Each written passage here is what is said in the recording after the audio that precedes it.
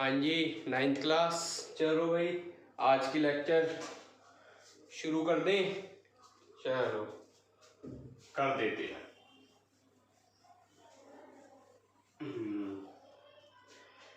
तो वीडियो का नाम तो तुम पढ़ के ही आए हो, ऐसी बात नहीं है, बट हम फिर भी लिखेंगे।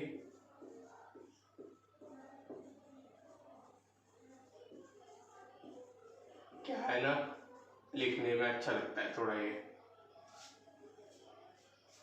देखो भाई, इससे पहले आपको थॉमसन मॉडल और रदरफोर्ड मॉडल पता होने चाहिए कि उनमें देखो, थॉमसन मॉडल सबसे पहला था, उसमें जो कमियां थी वो रदरफोर्ड मॉडल ने दिखाई, और रदरफोर्ड मॉडल के में जो कमियां बच गई थी वो किसने दिखाई? बोहर्स ने। ठीक है, चलो अब बताते हैं क्या था और क्या नहीं था। देखो भैया, थॉमसन ने बोला था एटम एक स्फेरिकल बॉल है जो कि पूरी खाली है, इसके अंदर रैंडमली इलेक्ट्रॉन है। रैंडमली का मतलब इधर उधर कहीं पर भी बिखरे हुए हैं। जो खाली जगह है वो है पॉजिटिवली चार्ज, इलेक्ट्रॉन्स है नेगेटिवली चार्ज। थॉमसन के अगला आया रदरफोर्ड मॉडल। रदरफोर्ड ने कुछ और ही कंसेप्ट रखा। उसने बोला कि अभी रुको भाई, इसको थोड़ा सा ना ऐसे कर देता हूं। उसने कहा ये जो नेगेटिवली चार्ज इलेक्ट्रॉन्स है ना, ये बेशक रैंडमली है, लेकिन ये ना एक पॉजिटिव चार्ज बॉडी, जिसको रदरफोर्ड ने नाम दिया एटॉमिक न्यूक्लियस, इसके चारों ओर घूमते हैं गोल गोल। ये वाला अपने एक्स वो घूम रहा है, ये वाला अपने तरीके से घूम रहा है, ये वाला अपने तरीके से घूम रहा है, मतलब सारे इलेक्ट्रॉन गोल गोल घूम रहे हैं। लेकिन इसमें एक ड्रॉबैक था। अब भाई देखो, अगर मैं आपको पूरा डिटेल में बता दूं ये ड्रॉबैक कैसे कैसे था, क्योंकि देखो आप बच्चे क्या बुक में पढ़ने वाले हो, तो बच्चे तुम घबरा भी जाओगे, तो मैं इतना डिटेल में तो नहीं जा सकता, अभी मजबूरी है। हाँ, 12th के बच्चों को तो हम बिल्कुल डिटेल में बताते हैं। अब देखो ड्रॉबैक क्या था, जब भी कोई चार्ज पार्टिकल गोल गोल घूमता है ना, तो उसकी भाई अब सिंपल सी बात है, गोल गोल घूम रहा है तो उसकी वेलोसिटी चेंज होगी, और अगर वेलोसिटी चेंज होगी तो एक्सेलरेशन भी होगी। अब सिंपल सी बात है भाई, उसको क्या बोलते हैं, वो अपनी जो एनर्जी है, work done is equal to kinetic energy होता है ना, मानते हो? Work energy theorem, work done is equal to change in kinetic energy. Sorry बच्चे, पहले मैंने काइनेटिक एनर्जी बोल दिया था। इसका मतलब ये है, जैसे जैसे वो घूमेगा वर्क डन भी करेगा, और जिसके कारण उसकी काइनेटिक एनर्जी कम होती जाएगी, कम होती जाएगी, कम होती जाएगी। और अगर उसकी काइनेटिक एनर्जी कम हो रही है ना, इसका मतलब बच्चे देखो, काइनेटिक एनर्जी कम हो रही है, काइनेटिक एनर्जी का फॉर्मूला बच्चा जानता है, हाफ mv²। और जिसने नहीं पढ़ा चैप्टर नंबर कौन सा है, 11, तो कोई बात नहीं, हम ही पढ़ा देंगे, चिंता मत किया करो। 11 वैसे भी आपके को, अगर आप मेरे वाले स्कूल में, मतलब किसी भी स्कूल में, 11 तो अभी स्टार्ट हुआ ही नहीं होगा फिजिक्स में, क्योंकि 8 से स्टार्ट होता है, 8, 9, 10 नहीं हुए होंगे ना अभी तक। तो देखो भाई, हाफ हटाओ मास कैन नेवर बी चेंज। अगर काइनेटिक एनर्जी घट रही है तो स्पीड भी घटेगी, तो उसकी स्पीड घटने के कारण है ना, वो धीरे धीरे पास आता जाएगा, और वो गोल गोल नहीं घूमेगा। ये एक स्पाइरल मोशन है। स्पाइरल समझते हो, जैसे ऐसे, ये भूल भुलैया हो गई ना। तो असली में इलेक्ट्रॉन भाई रदरफोर्ड के अकॉर्डिंग, रदरफोर्ड ने बोला गोल गोल घूमेगा, बोहर ने बोला भाई ये तो ऐसे, तो ये तो बात ही अलग हो रही है, तो फेल हो रही है तुम्हारी थ्योरी। और वो गोल गोल घूमते घूमते एक बार न्यूक्लियस में जाके घुस जाएगा। अगर कोई इलेक्ट्रॉन न्यूक्लियस में घुस गए एक एक करके, तो एटम ही नहीं रहेगा, और एटम नहीं रहेगा तो दुनिया ही नहीं रहेगी। चलो जी, अब तुम थोड़े थोड़े लाइन पे आने लगे हो। अब देखो भाई, बोहर ने, एक्चुअल में बोहर के 3 पोस्टुलेट थे। वैसे तो 3 भी नहीं थे, 4 थे, लेकिन हाँ 12th के बच्चे 3 याद कर लेते हैं प्यारे वाले। हाँ जी, बोहर्स के पोस्टुलेट्स थे। आपके कोर्स में 2 ही हैं तो 2 बताते हैं, चलो तीसरा भी तीसरे में थोड़ा एंगुलर मोमेंटम से लेना देना है, तो एंगुलर मोमेंटम पता नहीं होता ना बच्चों को, एंगुलर मोमेंटम। 9th के बच्चे ये सब चीजें नहीं जानते, इसलिए उनको पढ़ाया भी नहीं जाता। ठीक, अब बात करते हैं। देखो भाई, बोहर ने ना एक नया मॉडल बनाया। उसने कहा एक पॉजिटिवली चार्ज बॉडी है न्यूक्लियस, ये रहा मेरा एटम्स, और बच्चे सर्कल जैसा लग रहा है, मैं पुरानी क्लास में बता चुका हूँ स्फेरिकल है। अब उसने बोला देखो एटम्स के ना अलग अलग शेल हैं।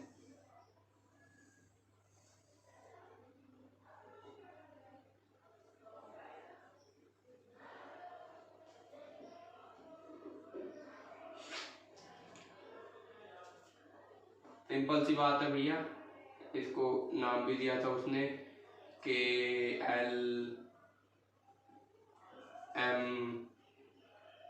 एक और बना देता हूँ N, आगे भी हो सकते हैं, ऐसे नहीं कि आगे नहीं होंगे, बट बच्चे इन चारों से ज़्यादा फेमिलियर होते हैं ना। चलो जी, KLMN। हाँ, उसने बोला भाई जो भी इलेक्ट्रॉन, लेट से कोई इलेक्ट्रॉन ना यहाँ पर M शेल पर गोल गोल घूम रहा है, M शेल के अंदर, तो वो M शेल के अंदर ही रहेगा और उसकी एनर्जी घटेगी या बढ़ेगी नहीं। ठीक है, और अगर इस वाले पहले में घूम रहा है K में, तब भी यही, उसकी एनर्जी ना तो घटेगी ना ही बढ़ेगी। अब क्लियर हुआ? और इन शेल्स को उसने नाम दिया एनर्जी लेवल्स। क्या नाम दिया बच्चे? Energy levels. अब थोड़ा थोड़ा आ रहा होगा, अरे हाँ सर, तो पोस्टुलेट बताते हैं हम। पोस्टुलेट क्या थे?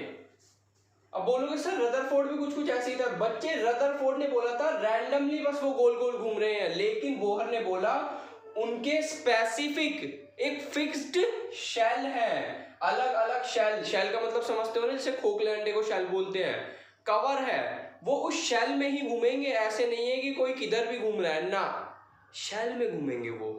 उस शेल, लेट से किसी इलेक्ट्रॉन के पास काइनेटिक एनर्जी है, अब तुम सुन के हैरान हो जाओगे ना, चलो कोई बात नहीं।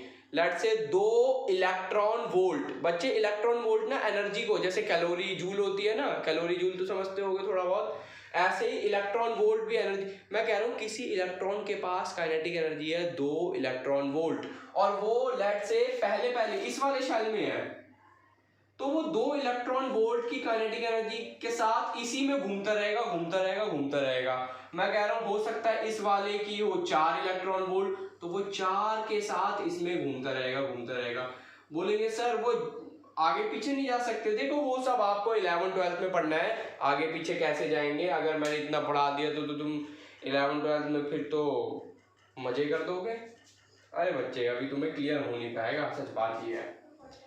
हाँ जी, अभी इतना हटाऊं? चलो, हटाते नहीं है। हाँ, अब क्या थे बोहर के पोस्टुलेट? सबसे पहले भैया बोहर ने बोला था electrons in certain energy levels do not radiate energy. इसका मतलब ये इलेक्ट्रॉन जब गोल गोल घूम रहे होते हैं न्यूक्लियस के चारों ओर, वो अपनी एनर्जी को गवाते नहीं है बिल्कुल भी। रेडिएशन समझते हो? हाँ, बस इससे ज्यादा फिर 9th क्लास के बच्चे घबरा जाएंगे ना। और सेकंड क्या था? इलेक्ट्रॉन्स रिवॉल्विंग इन डिस्क्रीट एनर्जी लेवल्स। भाई वो जिस भी शेल में घूम रहे हैं उस शेल का एक एनर्जी लेवल है, उस एनर्जी लेवल से कम ज्यादा नहीं हो सकता। आप क्लियर हुआ? बोहर के पोस्टुलेट क्या थे? ना तो वो एनर्जी, इलेक्ट्रॉन्स अपनी एनर्जी को कम नहीं होने देंगे, और वो जिस भी शेल में घूम रहे हैं, बोलोगे सर आप कहना क्या चाहते हो, दोनों सेम से लग रहे हैं, लेकिन दोनों सेम नहीं है। मैं बताता हूँ ऐसा क्यों।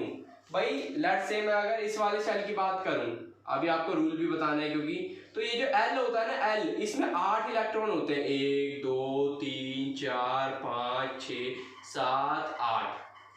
ठीक है, मैं कह रहा हूं इस शेल का जो एनर्जी लेवल है वो है 4 इलेक्ट्रॉन वोल्ट। इलेक्ट्रॉन वोल्ट को अभी साइड में रखो, कैलोरी वगैरह इतना तो तुम समझते होगे ना। तो 4 इलेक्ट्रॉन वोल्ट ना सबकी एनर्जी होगी, सबकी, इसकी विचार, इसकी विचार, इसकी विचार, इसकी विचार, इसकी विचार, क्योंकि वो जो एनर्जी लेवल है वो शेल का है। शेल का जो एनर्जी लेवल होगा उसमें जितने भी इलेक्ट्रॉन होंगे सबकी उतनी ही एनर्जी होगी। आप समझ में आया? सेकंड वाला पोस्टुलेट क्या था कि सारे जो शेल्स हैं उनका एक फिक्स्ड एनर्जी लेवल होता है। लेट्स से मैं कह रहा हूं इस वाले की है कितनी भी हो सकती है 8 इलेक्ट्रॉन वोल्ट। इसका मतलब है इसमें जितने भी इलेक्ट्रॉन होंगे सबकी काइनेटिक एनर्जी या टोटल एनर्जी जो भी आपका हो वो 8 इलेक्ट्रॉन वोल्ट होगी। बहुत सारी इसमें जब आप 11th-12th में आओगे तो ये जो टॉपिक है वो इतना मजेदार और कईयों को आसान भी लगता है, इतना आसान लगेगा ना जब इस पे क्वेश्चंस करने को मिलेंगे आपको भी लगेगा यार 9th में तो मजा ही नहीं आता था, लेकिन 9th में हम पढ़ा रहे हैं तो अब भी मजा आएगा। ठीक है,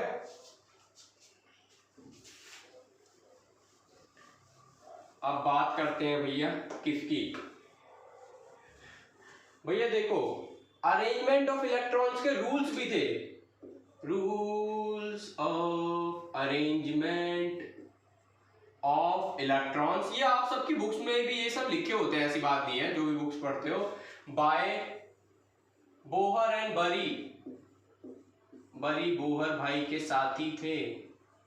ठीक है, बोहर एंड बरी। बोहर मतलब कौन से बोहर? Niels Bohr.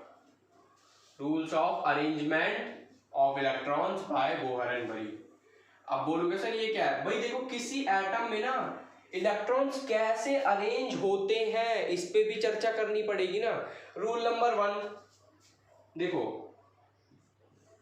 इलेक्ट्रॉन्स का जो अरेंजमेंट नंबर होता है ना कि एक शेल में कितने आ सकते हैं, नंबर का मतलब ये नहीं है रैंकिंग की, क्वांटिटी ऑफ इलेक्ट्रॉन्स, उसका फॉर्मूला इन्होंने बनाया 2n²।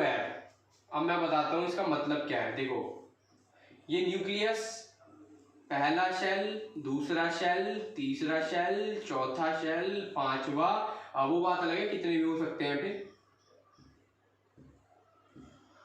पहले शेल में n की वैल्यू 1, दूसरे में 2, तीसरे में 3, चौथे में 4, पांचवे में 5 और आगे भी हो सकती है। अब बच्चे देखो अगर मैं बोलूं पहले शेल में कितने इलेक्ट्रॉन होंगे, पहले में बताओ। अरे बड़ा सिंपल है सर, हम बता देंगे। पहले शेल में 2 होंगे, कैसे? 2 × 1 का स्क्वायर 2। दूसरे में कितने होंगे? 2 × 2 का स्क्वायर 4। सॉरी बच्चे 2 × 4, वही मैं कह रहा, क्या लिख रहा हूं मैं। तीसरे में 2 × 3 का स्क्वायर 18। इसका मतलब इसमें ना ज्यादा से ज्यादा 2 इलेक्ट्रॉन आ सकते हैं।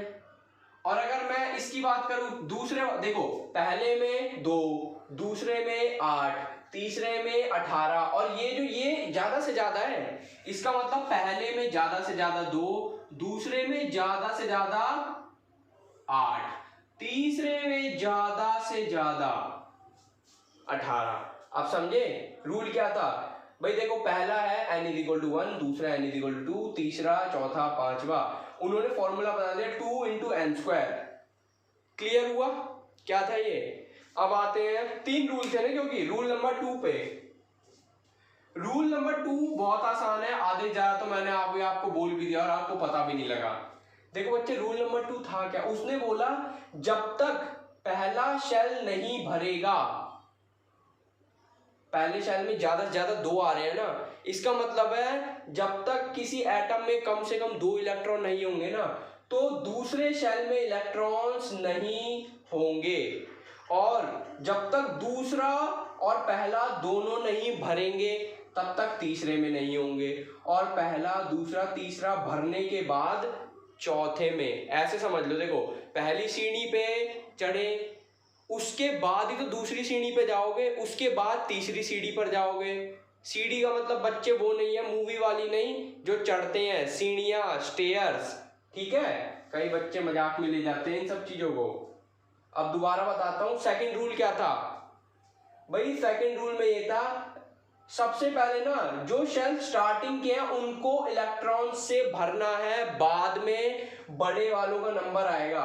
एग्जाम्पल के तौर पे मैं कह रहा हूं किसी एटम में भाई इलेक्ट्रॉन है लेट से 12 इलेक्ट्रॉन है, तो देखो 2 इसमें आ गए, 8 इसमें आ गए। गिनना जरा, 2 पहले में 8, दूसरे में 12 में से 10 गए, तो तीसरे में ना 2 आ जाएंगे। लेकिन वही कोई बच्चा बोले मैं ऐसे करूंगा सर, पहले में 2 फिर 4 है ना, और उसके बाद मैं 6 डाल दूंगा, गलत हो जाएगा।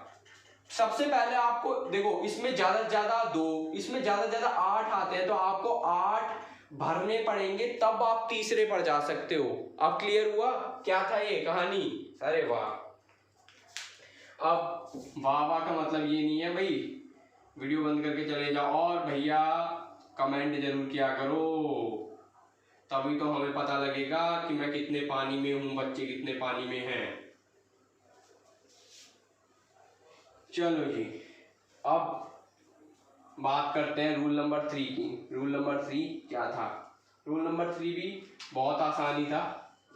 उसने बोला भाई देखो एक्चुअल में ना ये हर एटम के लिए आप ये नहीं, इन रियलिटी रियल लाइफ में फॉलो नहीं होता ये सब चीजें, लेकिन अगर मैं बात करूं किसकी, आपको भाई इलेक्ट्रॉनिक कॉन्फ़िगरेशन ये सब आगे जाके लिखनी पड़ेंगी, अभी 1-2 क्लास बाद सिखा दूंगा। तो था क्या ये सब रूल? तो रूल नंबर 3 था बच्चे, देखो उसने कहा कि कितने भी एटम हो, ठीक है, लास्ट वाला जो शेल होगा ना उसमें 8 से ज्यादा नहीं भर सकते। वापस से रिपीट कर, देखो एक एटम में कितने भी इलेक्ट्रॉन हो, एक एटम में कितने भी इलेक्ट्रॉन हो, जो आखिरी वाला जो शेल होगा उसमें 8 से ज्यादा नहीं भर सकते। क्लियर हुआ? चाहे वो इलेक्ट्रॉन उसमें जैसे बोलो सर कितने ज्यादा बेटा ज्यादा तो देखो 112 113 भी हो सकते हैं, लेकिन नॉर्मली अगर बात करूं 50 की, तो कितने भी उसमें आप जैसे मैंने बताया था ना 2, 8, 18, तो आप जैसे जैसे इनको अरेंज करोगे, लेकिन लास्ट वाले शेल में जो लास्ट में आप नंबर लिखोगे ना कॉमा लगा लगा के, अभी दिखाऊंगा आपको अगली वीडियो में, तो 8 से ज्यादा नहीं लिख सकते। यही था रूल नंबर 3। अब थोड़ा आया? चलो अब मैं आपको थोड़ा सा ना इलेक्ट्रॉनिक कॉन्फ़िगरेशन, तो चलो मैं आपको अगली वीडियो में समझाऊंगा। रही बात आई बोहर्स मॉडल की, अब क्या करते हैं भैया, देखो आपको सिखाता हूं। लेट से एक मैग्नीशियम का एटम है, तो बच्चे उसमें ना 12 इलेक्ट्रॉन होते हैं। अभी आपको धीरे धीरे सब सिखाने वाले हैं हम। 12 इलेक्ट्रॉन, एक काम करता हूं मैं बनाता हूं। और आपको याद है थॉमसन मॉडल में मैंने बोला था जितना नेगेटिव चार्ज उतना ही पॉजिटिव चार्ज, याद आया? अब देखो एक इलेक्ट्रॉन का जो चार्ज होता है वो होता है माइनस का ई, और एक प्रोटॉन का जो चार्ज होता है वो होता है प्लस का ई, और एक न्यूट्रॉन का जो चार्ज होता है वो होता है 0। इसका मतलब अगर मैं कह रहा हूं मैग्नीशियम में 12, देखो इसका मतलब होता है मैग्नीशियम, लिख देता हूं। बोलोगे सर क्या अजीब, जो बड़ी क्लास का कोई बच्चा देख रहा होगा ना वो सोचेगा क्या बकवास है, 9th वालों के लिए देखो नया ही होता है। तो मैग्नीशियम में 12 इलेक्ट्रॉन है, तो प्रोटॉन कितने होंगे? 12, ठीक है। वैसे अभी इससे कोई मतलब नहीं है पर मैंने फिर भी।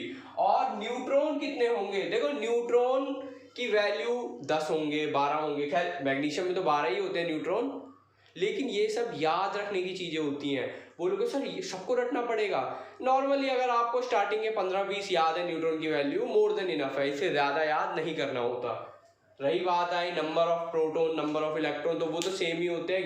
अरे अब धीरे धीरे आपको बताएंगे, वो गिनती होती है जैसे 1, 2, 3 गिनती, बस गिनती ही होती है वो एक तरीके की, तो आप झट से याद कर लोगे।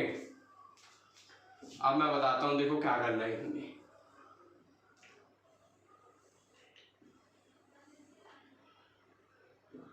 12 इलेक्ट्रॉन है, 12 प्रोटॉन है और 12 न्यूट्रॉन है। प्रोटॉन न्यूट्रॉन से तो काम ही नहीं है।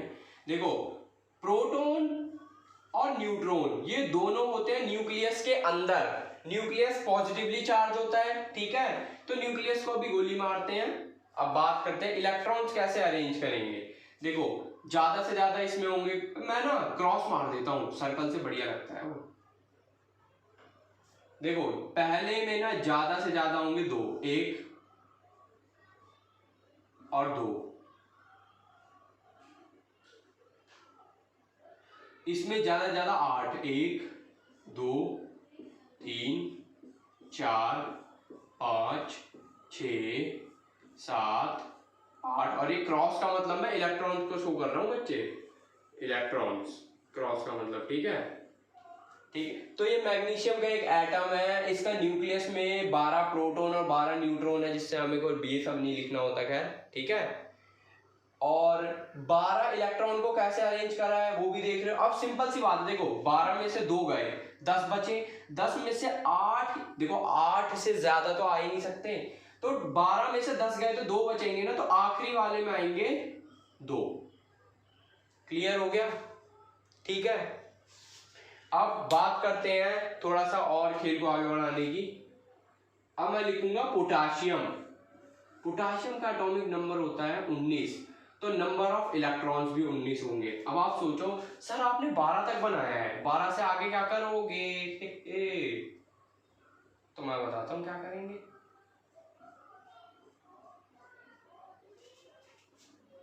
अब आप ये देखो 13 14 15 16 17 18 है कितने? 19 इलेक्ट्रॉन है ना। बोलोगे सर तीसरे वाले में तो वैसे ही 18 आ जाता, आपने 8 ही। देखो पोटाशियम और जो कैल्शियम होता है, पोटाशियम और कैल्शियम के जो सेकंड लास्ट जो शेल है उसमें 8 ही आते हैं, ठीक है। तो ये चीज आपको ध्यान में रखनी पड़ेगी। बेशक इसमें 18 फिट हो सकते हैं, लेकिन पोटाशियम में इसमें जो थर्ड शेल होता है उसमें 8 ही होते हैं।